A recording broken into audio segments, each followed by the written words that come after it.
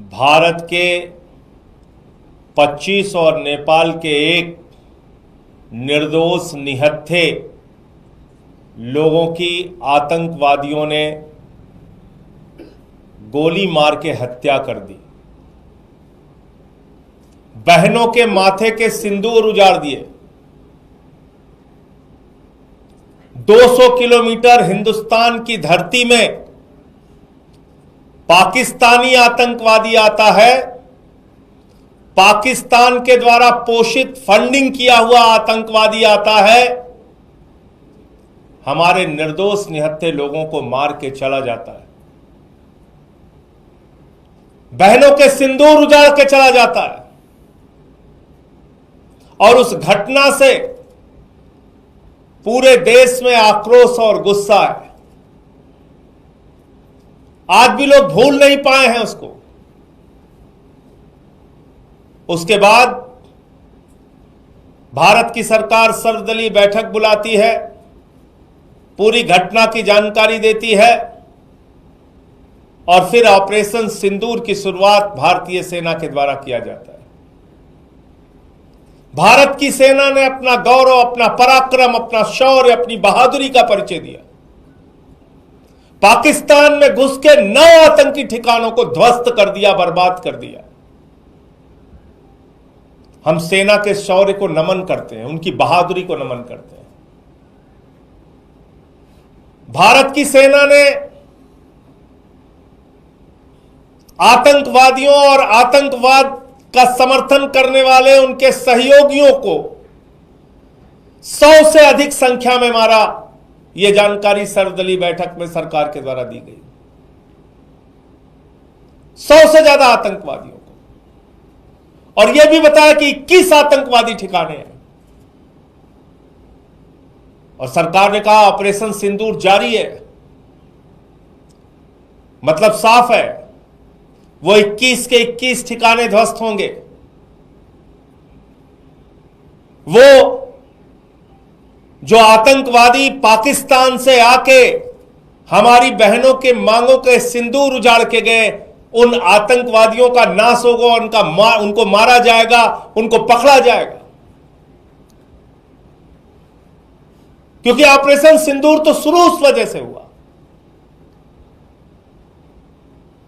कि पहलगाम में आतंकवादी आते हैं, वो निर्दोष लोगों को मार के चले गए। लेकिन जब भारतीय सेना इतनी बहादुरी का परिचय दे रही थी, पाकिस्तान को उनके घर में घुस के मार रही थी, हमारे जो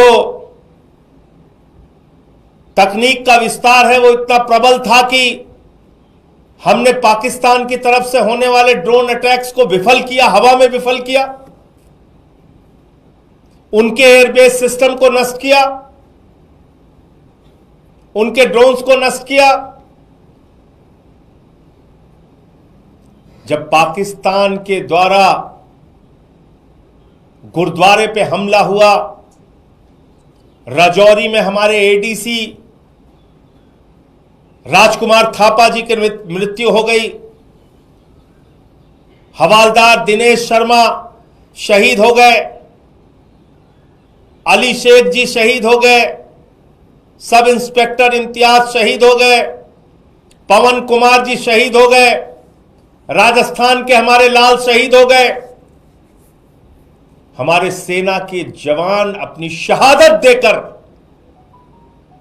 पाकिस्तानियों के आतंकवाद का मुकाबला कर रहे थे, पाकिस्तानियों के सेना के हर हमले का मुकाबला कर रहे थे। जब हमारे पास एक बड़ा मौका था भारतीय सेना के पास कि हम पीओके के ऊपर कब्जा कर सकते थे, वो पाक अधिकृत कश्मीर जहां पे आतंकवादी अड्डे हैं, जहां पे आतंकवादियों को पनाह दी जाती है। क्योंकि हम सब जानते हैं दुनिया का सबसे बड़ा आतंकवादी देश पाकिस्तान है। वहां हाफिज सईद, वहां मसूद अजहर, वहां ओसामा बिन लादेन भी था। आतंकवादियों के बड़े बड़े अड्डे और जब मसूद अजहर के परिवार के लोगों को निशाना बनाया गया तो सेना के अधिकारी उनके अंतिम संस्कार में शामिल होते हैं। पाकिस्तान के सेना के अधिकारी आतंकवादी के परिवार के मारे जाने पे उसके अंतिम संस्कार में शामिल होते हैं, और अमेरिका के द्वारा प्रतिबंधित आतंकवादी वहां पे दिखता है।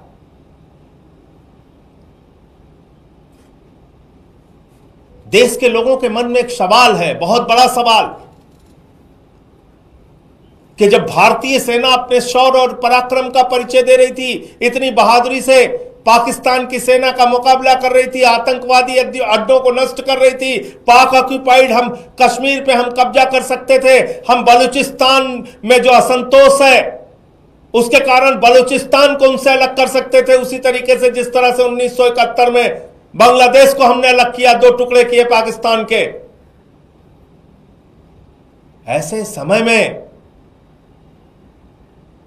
अमेरिका आपके सीज फायर डिक्लेयर कर रहा है। देश के लोगों के मन में सवाल है कि क्या यह 140 करोड़ हिंदुस्तानियों के स्वाभिमान और सम्मान के साथ खिलवाड़ नहीं?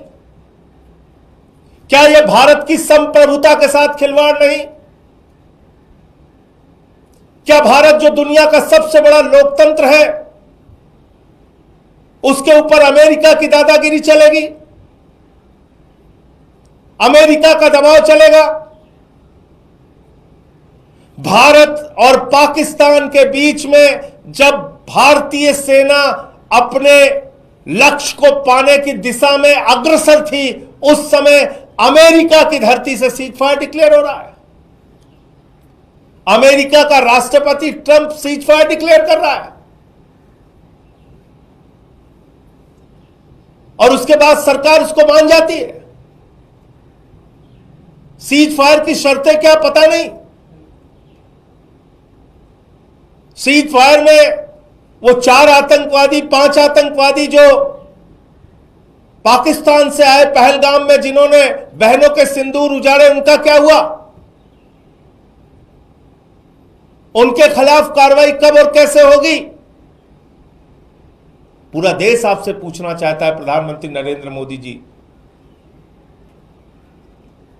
भारत की संप्रभुता, भारत के स्वाभिमान और सम्मान के साथ खिलवाड़ करने की इजाजत किसी को नहीं है। भारत अपने फैसले लेने में सक्षम है, और देश के प्रधानमंत्री से लेकर कोई भी मंत्री हो या बड़े बड़े पद पर बैठने वाले लोग संप्रभुता की रक्षा का शपथ लेते हैं। इसलिए मैं कहना चाहता हूं, यह भारत की संप्रभुता पर एक प्रहार है। जब 78 वर्षों में हमारा एक ही स्टैंड रहा कि दोनों देश आपस में तीसरे देश की मध्यस्थता के बगैर बातचीत और फैसला लेंगे, तो अमेरिका की मध्यस्थता कहां से आ गई? ट्रंप की मध्यस्थता कहां से आ गई? और वो ट्रंप कह रहा है भारत और पाकिस्तान दोनों महान देश हैं। वो पाकिस्तान को महान देश मानता है। मोदी जी, क्या आप पाकिस्तान को महान देश मानते हैं? वो आतंकवादियों को पनाह देने वाला देश, वो आप भी उसको महान देश मानते हैं क्या? वो दोनों देशों को शक्तिशाली देश मानता है ट्रंप। आप पाकिस्तान जिनके यहां खाने के लिए मोहताज है, उनको आप शक्तिशाली देश मानते हैं।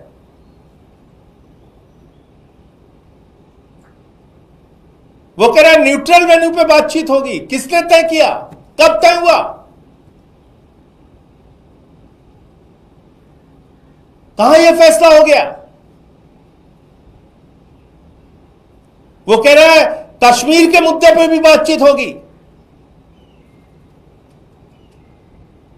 इसलिए ये पूरे देश के मन में गुस्सा है, नाराजगी है, और लोगों के मन का सवाल है जिसको प्रधानमंत्री को सामने आके जवाब देना चाहिए। प्रधानमंत्री जी को इन विषयों पे, इन सवालों पर जवाब देना चाहिए।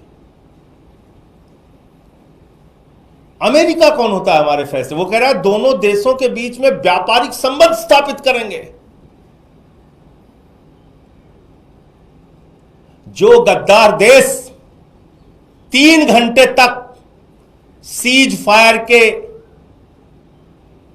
फायर का पालन नहीं कर सका, उस गद्दार देश से आप उम्मीद करते हैं आप वहां के साथ व्यापारिक संबंध स्थापित करेंगे अमेरिका के कहने पर?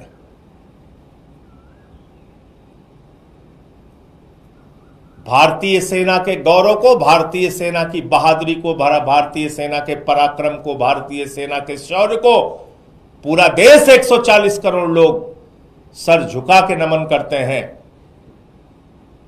और जब हमारी सेना अपने लक्ष्य को प्राप्त करने के लिए पीओके हासिल करने की दिशा में, बलूचिस्तान को अलग थलग करने की दिशा में आगे बढ़ रही थी, उस समय अमेरिका के कहने पे, ट्रंप के कहने पे ये सीज फायर किन परिस्थितियों में और किस दबाव में हुआ, पूरे देश को इस बात की जानकारी प्रधानमंत्री नरेंद्र मोदी जी को देनी चाहिए। और इसके लिए सर्वदलीय बैठक बुलाइए और पार्लियामेंट का स्पेशल सेशन बुलाइए, इन सवालों का जवाब दीजिए।